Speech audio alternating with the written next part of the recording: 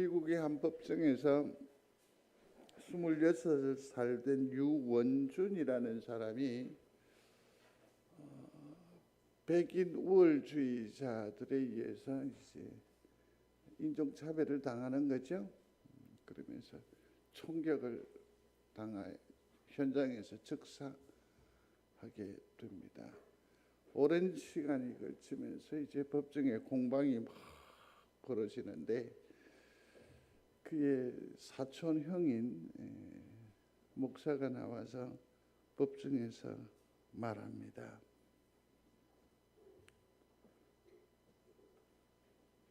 우리는 오늘 가족을 대표해서 예수 그리스도의 이름으로 내 사촌을 죽인 벤자민 스미스를 용서합니다. 그리고 내 사랑하는 가족의 꿈을 빼앗아가고 아우를 피 흘리게 한 이 미국을 예수 그리스도의 이름으로 용서합니다. 왜냐하면 예수님은 용서를 위해 오셨기 때문이고 우리는 예수님을 우리 주님, 우리의 구세주로 믿는 가족이기 때문입니다. 오늘날 우리 한국 사회는 이해와 반목의 시대라고 해도 과언이 아닐 것입니다. 저마다 상처가 있고 저마다 원한이 있는 것 같습니다. 오늘 어버이 주일인데 하물며 이날마저도 마찬가지입니다. 자녀가 부모에게 용서할 건덕지가 있고 부모가 자녀에게 용서해야 할 뭔가가 그렇게 얽히고 설킨 우리의 가정사요, 우리의 세상살이라고 해도 과언이 아닐 것입니다. 오늘 어버이 주일입니다. 저는 감히 화두를 이렇게 바꿔보고 싶습니다. 자녀의 입장에서 아버지, 어머니 용서해 주십시오. 우리 또한 자녀들을 향해서 나를 용서하거라. 그렇게 해서 이번 어버이 주일을 계기로 해서 다시 그 가정의 기쁨과 복락이 회복되는 하늘의 기적이 우리의 가정에서 꽃피워지는 그런 거룩한 감동을 체험할 수 있게 되기를 주의 이름으로 축원합니다. 5월 8일이면 반드시 부르던 노래입니다.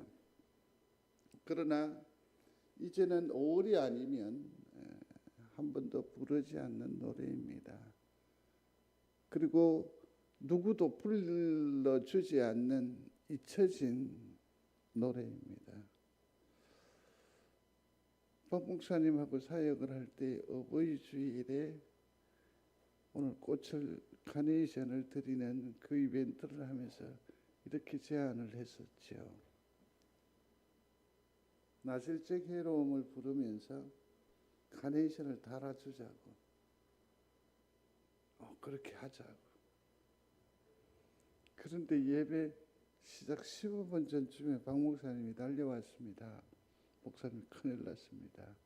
왜요? 아들이 어머니의 마음의 노래를 모릅니다. 잊혀진 노래입니다.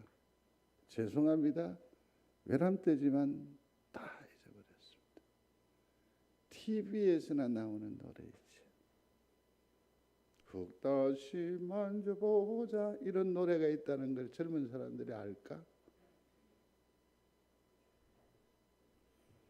제목이 어머니의 은혜라고도 합니다. 이 노래할 때 보면 오늘이 어버이 주일인데 아버지라는 이름이 호명이 한 번도 나오지 않습니다. 그런데 이 노래를 들으면서 아버지들이나 자녀들이 불평하지 않습니다. 이 노래말에 다 녹아있기 때문이지요. 지금 생각해 보면 그렇습니다. 이 노래를 왜 그렇게 아껴서 불렀던지 좀 자주 불러드리고 그랬으면 좋겠다 하는 생각을 하게 됩니다. 근데 정말 이상한 것은 이 노래는 원래 어르신들을 이렇게 일어서 계시고 우리가 이렇게 불러드리는 노래인데 이건 받는 노래가 아니고 되려 부르는 노래이더라고요. 부르는 노래이죠. 다 늙어서도 눈시울을 붉히면서 자기 엄마를 생각하는 노래이지요. 자기 엄마를. 오늘은 우리의 날이라기보다는 우리의 엄마, 우리의 아버지를 생각하는 그런 날이기 때문에 아마 그럴 것 같습니다. 그리워하는 날이겠지요. 소리를 들려주십시오.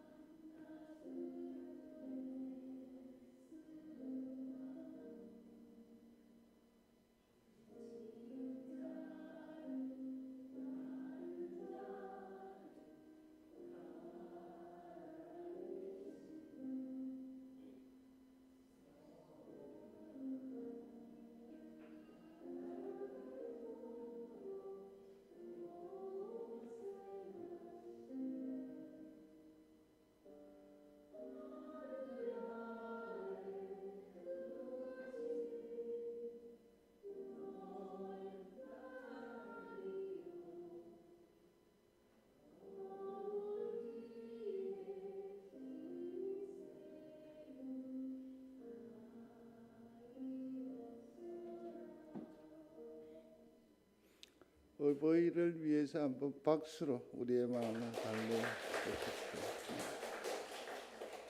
사실은 설교를 준비를 했는데 한날 아닙니다. 거기 다시 돌려놓으십시오. 한날 잠이 오지를 않습니다. 그래서 12시 40분쯤 목양실에 올라와서 이 일을 생각했었습니다. 그러면서 이 영상을 추출하고 앞서 있는 그 글을 메모하면서 한번 추억을 해보면서 오늘 소개를 해드렸습니다. 하면서 꼭 이 소리는 한번 내고 싶었습니다. 그게 뭐냐면 엄마. 여러분들도 한번 해보십시오. 엄마. 참 보고 싶은 참 아버지. 그렇죠? 아버지. 왜 대답이 없었을까 싶습니다. 우리는 한동안 오랫동안 믿음 생활에 있어 신앙 생활에 있어 기본이 되는 교리적인 부분을 딱딱한 부분을 지금 깨고 있습니다. 그 와중에 용서라는 주제를 계속해서 부딪히게 됩니다.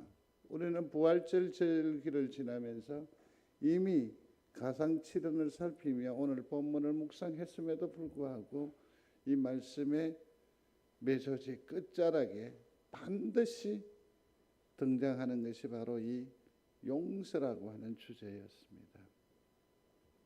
이 용서라고 하는 이 주제를 극복하지 못하면, 초월하지 못하면 우리는 참으로 많은 것을 추구하고 많은 것을 마음에 담았음에도 불구하고 우리는 하나님의 부요함을 만끽하며 사는 데에는 날마다 실패할 수밖에 없습니다.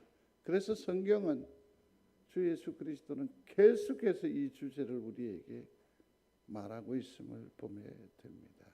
그렇습니다. 용서는 엄청난 힘을 가지고 있습니다. 용서는 엄청난 힘을 가지고 있습니다. 가슴을 가슴으로 연결하고요. 상처를 치유할 수 있고요. 갈등을 해소하고 친화력을 강화하는 그런 결정적인 에너지가 바로 용서라는 겁니다. 그렇습니다. 용서는 위대한 힘이 있습니다. 그리고 자기 용서를 통해서 변화를 이루어냅니다. 맨 마지막 열쇠로 탁 여는 그 용서가 어디로 있느냐 하면 지금은 전부 다 용서가 어디로 향해 있습니까? 바깥쪽으로 향하고 있어요. 그러나 사실은 왜 몸이 아픕니까? 왜 잠을 못 잡니까? 왜 불편합니까? 그리스도의 은혜가 내 가운데서 왜 활발하지 못합니까? 놀랍게도 내가 나를 용서하지 않았기 때문에 그렇습니다. 또한 용서는 신앙적 측면에서 보면 진리를 붙들고 사는 사람들의 성품이 바로 용서라고 할 수 있을 것입니다. 약탕기에 넣어서 기독교라고 하는 이 성경을 통째로 넣어서 이렇게 녹여내면 풀풀 끓이면 맨 마지막에 똑 떨어지는 그 진한 액기스는 바로 용서라는 것일 것이다. 이게 어느 신학자의 얘기입니다. 물론 이건 위대한 힘이지요. 놀랍습니다. 밤잠을 이루지 못합니다. 온몸이 삭신이 어떻다는데 이유도 없습니다. 그런데 용서라는 약을 먹고 나면 건강이 회복이 됩니다. 잠을 잘 수 있게 됩니다. 기쁨이 있게 됩니다. 밥맛이 돌아와요. 끝까지 용서에 동참할 마음이 없으니까 목사가 얘기하는 데도 빡 한번 해보십시다. 한번 해보십시다. 대단한 힘이 있습니다. 그러나 이 용서는 내 흐트러졌던 인격을 바로잡아줍니다. 혼돈의 내 신앙을 새롭게 해주는 그런 엄청난 파워를 가지고 있습니다. 성경을 보십시오. 처음이요 나중 끝까지 이 용서의 주제가 함께 가고 있다는 것을 꼭 기억하실 수 있게 되기를 바랍니다. 예수님의 일생은 용서의 드라마 아니에요. 용서를 위해서 이 땅에 오셨고 사역하셨고 십자가에 온갖 고초를 당하셨죠. 왜요? 사랑의 이면에 있는 죄 가운데 있는 우리를 뭐 하시려고? 용서하시려고. 용서 그 자체를 전체적으로 포장할 때 뭐라고? 사랑. 이렇게 되는 거잖아요. 핵심은 용서였어요. 용서였어요. 진리를 사랑하는 사람의 성품이 용서입니다. 죄송합니다. 예수 믿는 사람은 용서가 일상의 음식이 되어야 합니다. 그런데 오늘날 교회 안에서는 신앙의 연륜이 차면 찰수록 또 어떤 지위가 높아진다는 게 무슨 의미인지는 모르겠지만 그렇게 느끼는 느낌으로 용서가 더 발휘되지 않습니다. 오히려 정죄하고 진단하고 판단하고. 예수님께서 주를 이루었던 사역의 내용이 뭐냐면 용서였습니다. 용서였습니다. 예수님께서 나타내시는 복음의 진정한 진수는 무엇이라고요? 용서라는 거죠. 왜 십자가입니까? 용서를 위한 십자가입니다. 예수의 보혈로 그래서 내가 뭐 일어나고 예수의 보혈로 독감 낫는 거 착각하지 마십시오. 그 보혈에 내가 적셨다면 그 보혈에 그 피가 내게 튀겼다고 한다면 결국 우리는 어떠한 삶으로 내가 그 십자가를 믿으며 그 보혈의 능력을 인정하는 것이 되느냐? 용서에 승리하지 못하느냐? 거기에 달려 있는 겁니다. 하나님을 사랑한다? 그게 뭡니까? 제쳐놓고 하나님 사랑합니다라고 하지 마십시오. 제쳐놓지 마십시오. 저마다 우리 인간관계에도 마찬가지입니다. 우리 사이 관계가 매우 좋아 보입니다. 돈독하게 보입니다. 영원까지 할 것처럼 그럽니다. 그런데 밥을 먹을 때에도 뭔가 모르게 벽을 느끼기 시작하는 때가 있습니다. 놀랍게도 벽을 느껴요. 얘기를 딱 하는데 자기의 살아온 경험이고 철학이고 원칙인데 이 말하는 내용에 있거나 생각이거나 바라보는 여기에서 딱 달라지는 거예요. 뭘 느껴요? 벽을 느껴요. 벽. 그런데 놀랍게도 이 사람이 내게 벽을 치고 있는 게 아니라 나 역시 그 사람을 어떻게 하죠? 벽을 쳐요.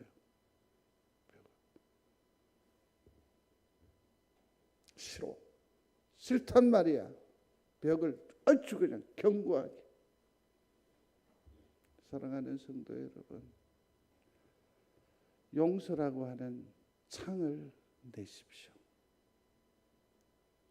너와 나와의 그 관계에 용서라고 하는 창문을 여십시오. 그러면 우리는 용납할 수 있습니다. 이해할 수 있습니다. 더 나아가서 하나님의 사랑을 느낄 수가 있을 것입니다. 포장하지 마십시오. 사랑은 무슨 너무 얼어 죽어요. 내가 정 때문에 산다. 이건 여전히 벽이에요. 용서의 창을 여시고 용납하시고 보듬으십시오. 녹이십시오. 이게 이 땅에 예수 그리스도인으로서의 삶을 살아가는 참으로 아름다운 모습이라고 생각을 합니다. 다윗이 피신해 있습니다. 자기 자존심의 회복을 위해서 상처받은 사울이 군대를 이끌고 다윗을 잡으러 갑니다. 그곳이 라마라요시입니다. 근데 거기에 주의 영이 역사하시니까 모든 군인들이 분기탱천했던 사울이 변화되어 버립니다. 녹아내리는 거죠. 라마나여서 성령의 용광로인 겁니다. 변한 거예요. 나오면서 사울이 선지자처럼 예언을 하기 시작하는 거예요. 잡으려 갔고 죽이려 갔던 다윗을 오히려 축복합니다. 시편의 기자는 말합니다. 사울이 선지자였다고.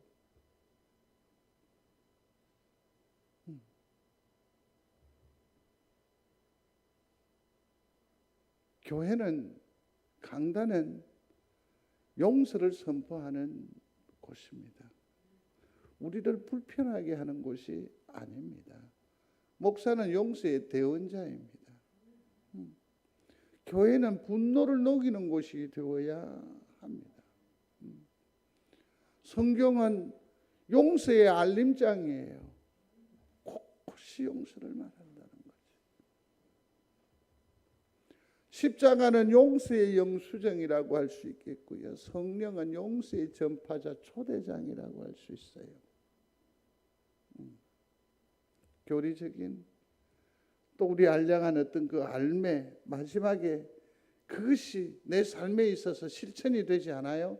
하나님의 말씀을 음성을 들었어요. 할렐루야, 얼마나 기뻐요. 근데 이것이 내 삶에서 열매를 맺지 못해요. 왜? 순종하지 못한 것 때문에 그래요. 왜 순종으로 못 나아가느냐? 용서라고 하는 이 걸림을 넘지 못하기 때문에 그래요.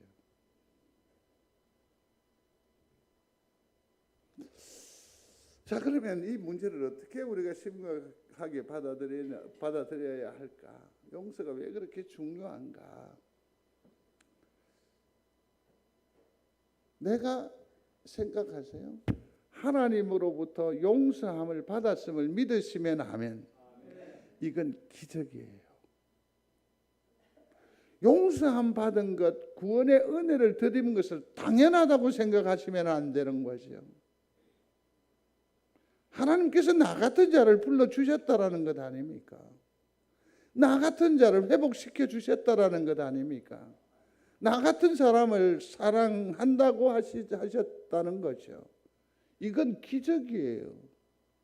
우리가 아무리 잘난 척하면서 이 땅의 삶을 살지만 하나님의 마음을 독차지할 정도로 그렇게 매력적인 존재는 아니에요. 근데 하나님께서 나를 사랑하신다는 거죠. 용서하신다는 거죠. 이 사건은 뭐라고요? 기적이에요. 기적. 믿는 여러분들이 되시기를 바랍니다. 다른 게 기적이 아닙니다. 다른 게 기적이 아닙니다. 내가 하나님의 자녀가 된 것, 나중에 천국 가시면 여러분들도 깜짝 놀랄걸요. 지금은 우리들 앞에서 내가 천국을 확신한다고 아멘 아멘 할렐루야라고 말하지만 여전히 10년 가운데에는 뭡니까? 두려움이 있지요. 겁남이 있지요. 근데 하나님 나라에서는 깨닫게 될 겁니다. 화들짝 놀라게 될 겁니다. 뭔지 아세요? 우와, 내가 천국의 발을 딛고 섰네. 이게 바로 기적이에요. 기적. 이게 기적이에요.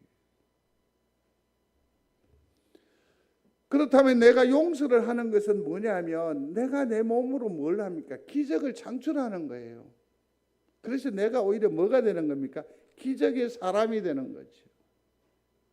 이 놀라운 영적인 위치를 확보하는, 올라서는, 디뎌보는 귀한 성도들이 되시기를 주의 이름으로 축원합니다.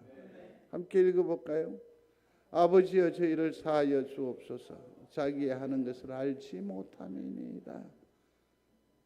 지난 부활절 앞서 들었잖아요. 고난주간에도 들었잖아요.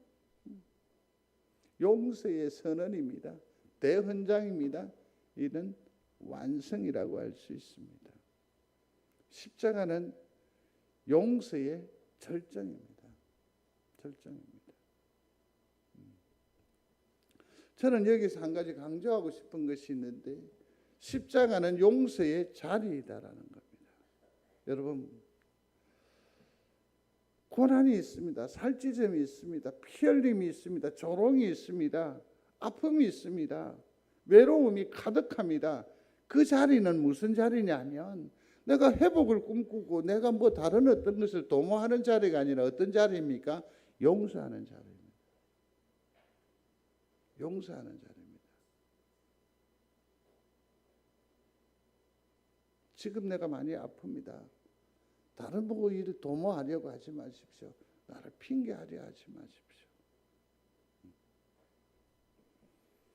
용서는 하나님의 성품입니다. 내가 내 마음대로 될 수 있을까요? 성도 여러분, 내가 용서를 결심하면 할수록 몸은 더 어그러지죠. 마음은 더 쪼여지고 너무 힘들어요.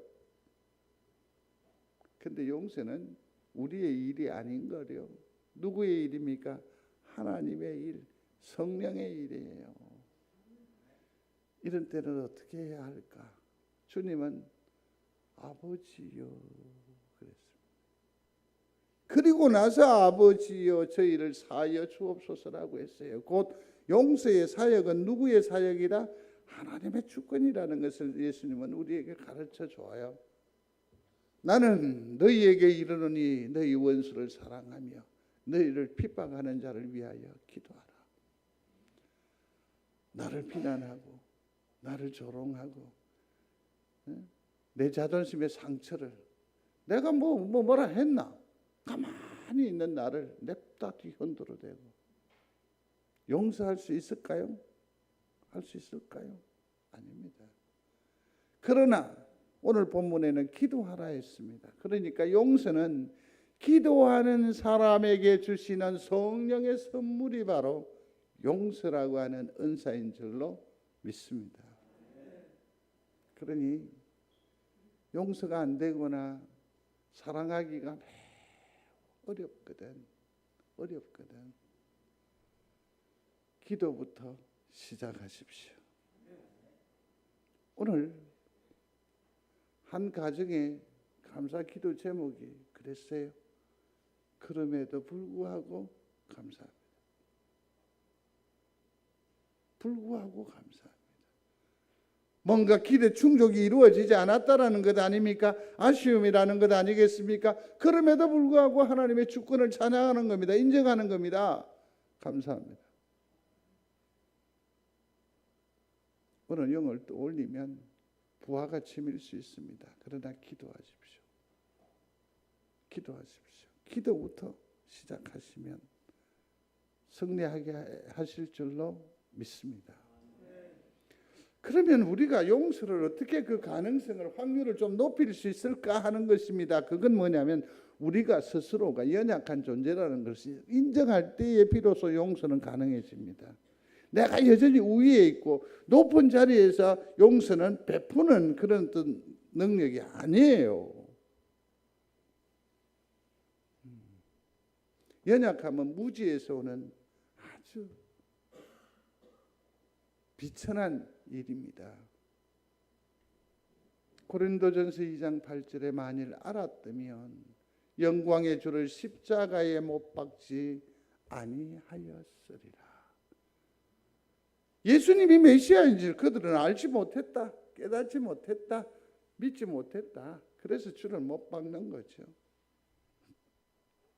형제들아 너희가 알지 못하여 그리하였으며, 알지 못하여 그리하였으며, 누구를? 예수를. 그래서 교회를 그렇게 핍박하지요. 아버지여 저희를 사하여 주옵소서. 자기의 하는 것을 주님도 아셨어요. 얘들이 악의가 있다는 것이 아니고, 얘들이 다른 마음이 있다라는 것이 아니고, 자기들이 연약함으로 알지 못함으로 이 엄청난 일을 행하고 있다라는 거지요. 우리가 알지 못함으로 우리 구세주를 십자가에 못 박았도다. 무지한 상태로 그냥 마음대로 망나니처럼 살 수는 없잖아요. 그러면 어떻게 해야 할까요? 너희가 회개하고 성령의 충만을 받으라. 그러면 그 알지 못함을 해소할 수 있다라는 거죠. 용서의 자리로 나아갈 수 있다라고요. 이 말씀을 좀 더 쉽게 풀어보면 그렇습니다. 우리가 우리의 죄를 고백할 때에 성령을 보내어 주셔서 비로소 우리로 하여금 뭐하게 하신다? 용서하게 하신다라는 얘기입니다. 성령의 은혜로 말미암아 용서하는 일에 승리하는 우리 귀한 성도들이 다 되시기를 중심으로 소원합니다. 어깨 결림이 풀어집니다. 하얗던 밤이 평안의 잠으로 바뀌어질 것입니다. 보이지 않던 하나님이 내 가슴으로 어느새 쑥 들어와 계심을 알게 될 것입니다. 용서는 선택이 아니고 권면입니다. 준엄한 하나님의 명령임을 믿으시는 여러분들이 되시기를 바랍니다. 주님 말씀하세요. 나는 너희에게 나의 성품을 나누어 주었노라. 나는 너희에게 용서의 씨앗을, 용서의 권능을 너희에게 주었노라. 너희는 용서하라.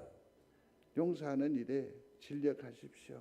느낌이 아니라 이 용서는 순종의 은사라는 것을 반드시 기억할 필요가 있습니다.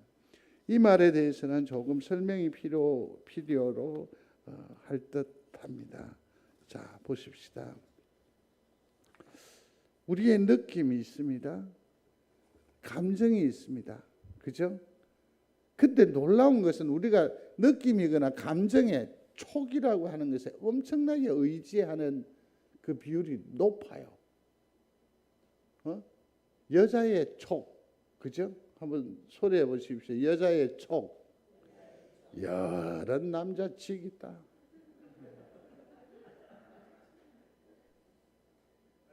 뭐 증거가 뭔지 모르겠고 또 희한하게 그 말도 안 되는 촉을 가지고 이렇게 가면 순진한 남자들이 두두두두두둑 다 쓰러진다.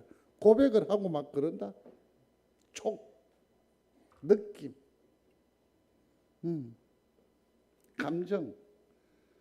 놀랍지요? 이건 은사가 아닙니다. 아닙니다. 오랜 세상의 경험과 여러 가지 설과 내가 얻은 정보들의 그 어떤 또 다른 어떤 세상적인 판단의 기준이라고 할 수 있겠지요. 내가 용서를 결심함으로 어떤 촉으로 느낌으로 감당할 수 있느냐? 절대로 안 됩니다. 용서는 하나님의 사역입니다. 성령의 역사입니다. 내가 원하지만 내가 못하는 것이 용서입니다. 문제는 내 속에 성령님께서 용서의 일을 행하십니다. 계속해서 용서하라 하십니다. 그러면 우리가 할 수 있는 용서를 위한 선택은 딱 하나밖에 없습니다. 뭡니까? 순종하는 겁니다. 한번 소리하십시오. 순종. 순종하는 겁니다. 용서는 현재 진행형입니다. 붙잡으세요. 주님께서 잡히셨습니다. 신문을 받으십니다. 거기에 조롱합니다. 침을 뱉습니다. 큰 몽둥이로 치는 것이 아니라 갈대 이걸로 가지고 머리를 탁 치는 거죠. 네가 메시아라며? 온갖 수욕을 받게 가시관을 채찍을 맞습니다. 넘어지고 또 깨어집니다. 옷이 벗겨집니다. 그것 가지고 자기들이 제비 뽑아 가져갑니다. 이게 얼마나 큰 치욕이에요. 이 과정에서 저는 믿어요. 용서의 한 방법이라고도 할 수 있겠지요. 나에게 침을 뱉는 자에게 네가 내가 누구인지를 너가 알면 이러지 않았을 건데 참으로 안타까우네. 참으로 어이구 주님이 하나님이니까 그런 심사로 받겠습니까? 아니요. 용서는 단박에 크게 역사하려고 하면 실패합니다. 이 자그마한 침뱉음에도 내가 너를 용서하노라. 가시관을 씌울 때도 용서하는 거. 못질하는 자 용서하고 또 돌아보고 오른편에 못질할 때에도 용서합니다. 창에 허리에 창을 맞을 때에도 용서합니다. 응? 하나님의 뜻 이루미요 하나님의 성경대로의 그 섭리적 사역을 내가 하나님께 순종함으로 감당하는 데 있어서 그들의 마음에 상처가 있을까 봐 평생 트라우마가 될까 봐 주님은 그들을 일마다 때마다 순간순간마다 용서하는 겁니다. 우리도 마찬가지입니다. 무엇을 보고 어떤 조건이 성취되면 용서하겠다라고 하지 마십시오. 지금 그냥 용서하십시오. 또 용서하십시오. 용서는 계속하는 겁니다. 진행하는 겁니다. 랍비인 하나니는 그랬습니다. 자기 이웃에게 용서를 구하되 3번 이상은 하면 안 되고 벌은 나빠진다고. 이게 율법사의 가르침입니다. 또 다른 사람 하나니는 자기 이웃에게 용서를 구하되 3번 이상을 하면 안 된다고 그랬습니다. 그러나 성경은 뭐라고 하죠? 70번씩 7번이라도 용서하라. 이게 용서의 비법입니다. 용서가 가능한 겁니다. 명령에 온전히 수종을 들 수 있는 겁니다. 용서. 그러면 이것이 나의 인격이 되고 신앙적인 능력이 될 줄로 믿습니다.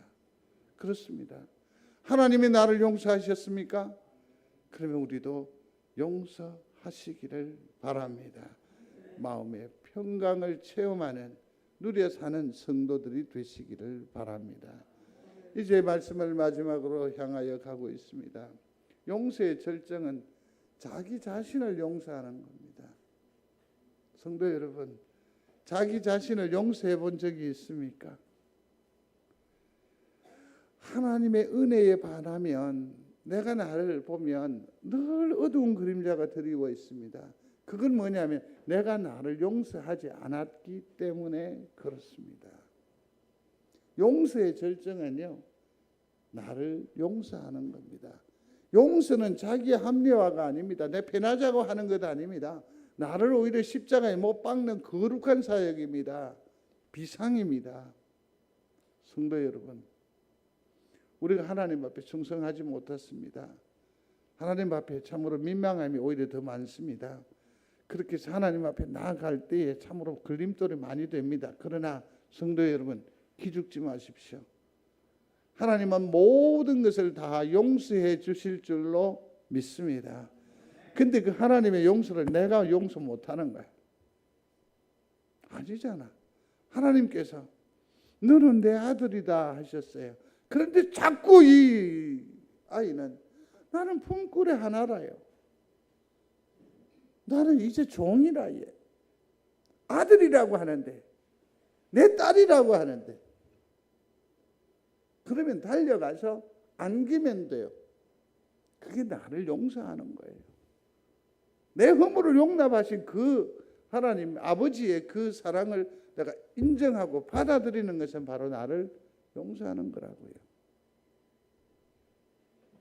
오늘 이 땅 위에 우리의 삶은 뭡니까? 이 용서를 가지고 너 죽고 나 죽자는 거죠. 탄광일지라는 조그마한 신문이 있습니다. 거기에 이런 얘기가 있습니다. 한 아이가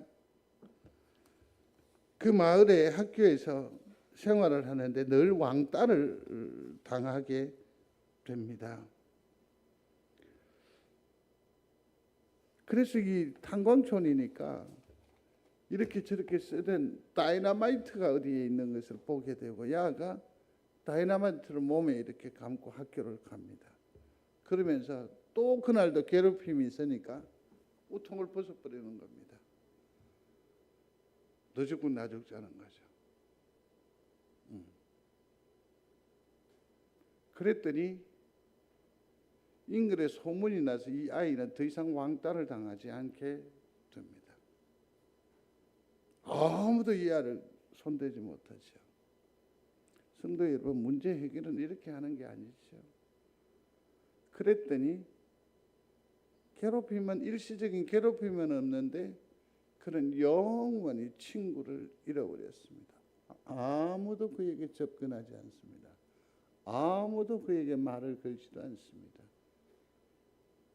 도시락을 들고 오면 오히려 슬슬 도시락을 챙겨 피해버립니다. 그는 주변의 모든 친구들이 다 떨어져 나가버렸습니다. 너 죽고 나 죽자는 문제 해결이 아닙니다. 그러면 어떻게 해야 합니까? 너도 살고 나도 사는 거지. 이건 뭘까요? 용서의 은사입니다. 용서의 은사. 사랑하는 성도 여러분, 사랑하며 살게 되기를 중심으로 소원합니다. 그러나 그 이전에 용서라고 하는 이 창문을 내십시오. 그리고 그 창문을 열고 소리하시기만 하면 됩니다. 성령께서 소리하실 것입니다. 나는 스피커로만 도구로만 사용되면 됩니다. 주의 이름으로 사랑합니다. 그 말만 하면 됩니다. 그 말만. 말씀을 맺었습니다. 용서의 거룩한 영성은 기도로부터 시작한다는 것을 꼭 기억하시기를 바랍니다. 오늘 이 시간에는 나를 용서하시는 주님께 감사하십시오. 감사합니다. 오늘은 길게 할 것 없습니다. 나를 용서하시는 하나님 감사합니다. 나를 구원하시는 하나님 감사합니다. 나를 교회로 부르신 하나님 감사합니다. 그러면 됩니다. 실패하는 나를 내 스스로도 용서하게 하시고, 주님께서 내게 은혜 주셨는데, 나를 사랑한다 하셨는데, 주님 인정합니다. 주님 사랑을 느낍니다. 그렇게. 세 번째는 뭐냐면 이 용서의 경험을 가지고 또 다른 누군가를 용서하면서 살 수 있게 용서의 영을 내게 주십시오라고 기도하기를 원합니다. 함께 기도하겠습니다. 나를 용서하시는 주님 감사합니다. 내가 주님의 은혜와 주님의 사랑과 주님의 권능과 주님의 위로와 주님의 그 어떤 권세를 누릴 하등의 이유나 권력이나 매력이 없습니다. 그럼에도 불구하고 나를 용서하시고 구원의 백성 삼아주신 주님 감사와 영광을 올리워 드립니다. 주께서 나를 사랑하시고 용납하신 그 사랑을 이제는 아멘으로 인정하게 하시고 받게 하여 주옵소서. 그러므로 또 다른 누군가를 용서하며 사는, 하나님의 사랑을 실천하며 사는 우리 모두가 되게 하옵소서. 나를 용서하시는 하나님, 감사와 영광을 올리워 드립니다. 주님께서 나를 사랑하시고 용납하셨음에도 불구하고 여전히 나는 죄책 가운데에서 주님의 사랑을 멀리하고 자꾸만 밀어내는 어리석음이 있습니다. 순종 곧 나를 용서할 믿음을 주옵소서. 내 마음의 상처가 큽니다. 그러나 또한 나로 인해서 상처받은 영이 있을 줄 압니다. 아버지 하나님, 그들을 우선 용서하시고 나 또한 저들의 용서가 필요함을 절박하게 느끼며 서로 용서하고 서로 사랑하며 서로 하나님을 한 목소리로 노래하게 하여 주옵소서. 한 주간 또 주님 의지하며 삶을 살아갈 것입니다. 내내 같이 하여 주옵소서. 예수님 이름으로 기도드리옵나이다. 아멘. 교회 소식 주보를 참고해 주시기를 바랍니다.